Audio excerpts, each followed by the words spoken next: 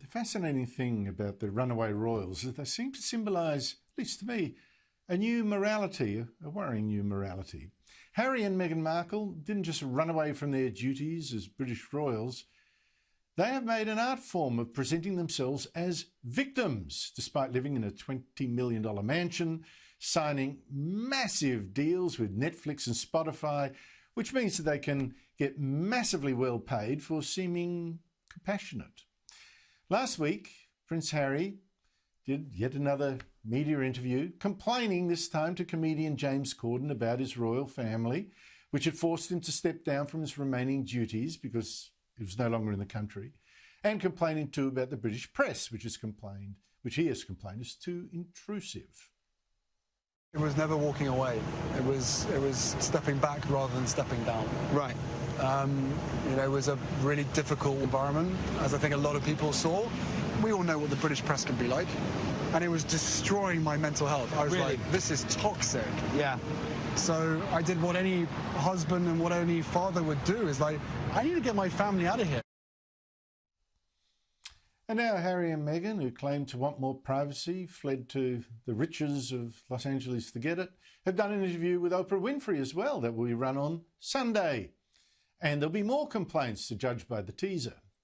Almost unsurvivable sounds like there was a breaking point. In fact, the one snippet we've got from the couple speaking is Harry complaining again to Oprah just how tough his life has been.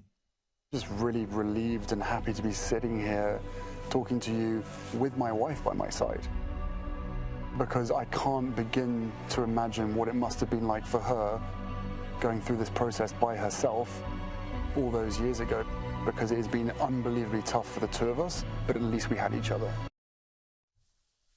Unbelievably tough for Harry and Meghan when they are two of the luckiest, richest, and most privileged people on the planet.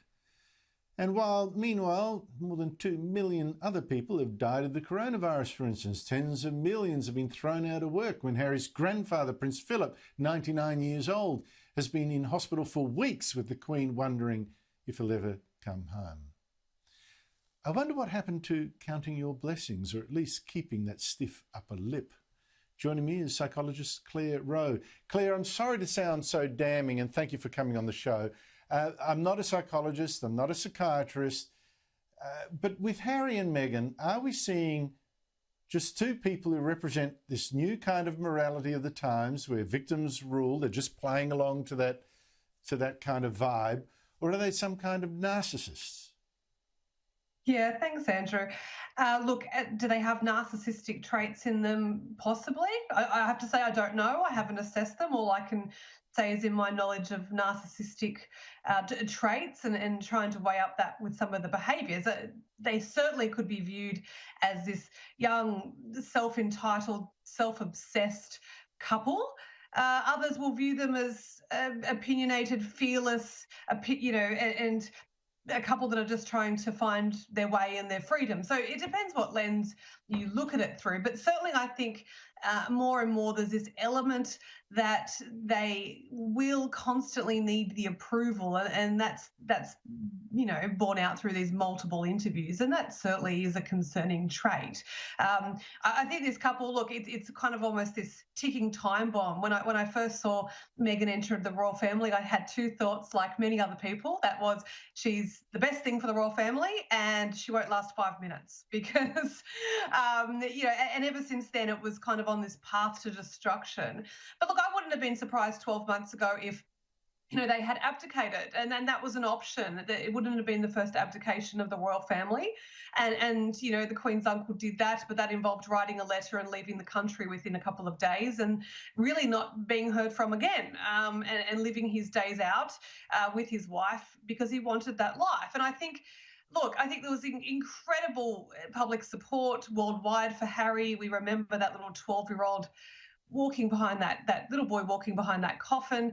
And I think if he'd gotten to that point and wanted to abdicate, I think there would have been absolute well-wishers and everyone behind him. I think now, what people are confused at is that perhaps perhaps that leading a private life and the line that they spruiked, perhaps that was never the plan.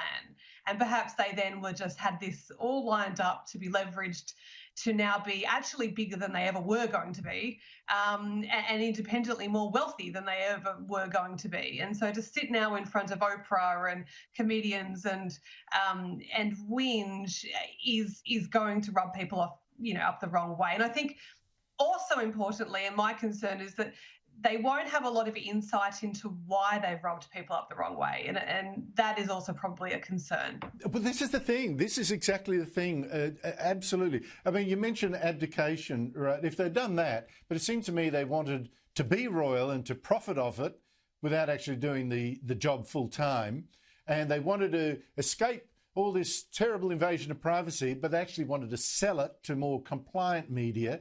I mean, the constant need for validation in this media stuff. We're victims. We want your sympathy. We want your sympathy. We only want it one way. It's just so extraordinary. But I want to ask you about something.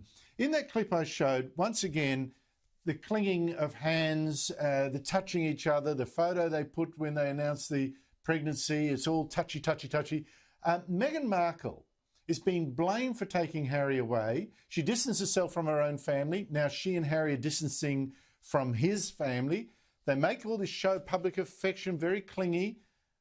And they talk about, them against the world, them against the world.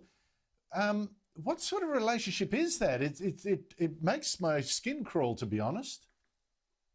Yeah, and I think if there are kind of narcissistic traits there and an inability to really see what's going on, then I'm concerned for them. And I'm certainly concerned that if they don't have each other, what will happen to their mental health then? And it might be all well and good whilst they do cling to each other. But imagine if they lost that and the path that they would leave of destruction for their children. I mean, that's really concerning. But yes, I mean, she has been targeted as the one who's kind of taken Harry and driven this, and perhaps that's true. But at the same time, as I said in the beginning, I think these two souls have met each other and the perfect storm has kind of happened. And we've got a man here who has spoken, I mean, not my words, spoken about his trauma and his life of depression following the death of his mother, and that he's only cried twice. And so to cross paths with like a woman like Meghan, who seemingly has provided him an answer to that, perhaps, was probably irresistible for Harry in his position. Well, it's just so strange a phenomenon, and I'm just wondering why it's commanding some affection and support when it's just so needy. It's just unbelievable. Anyway, there it goes. They're making the millions from it, so there must be something for it. Clare, thank you so much indeed for your time. Thanks, Andrew.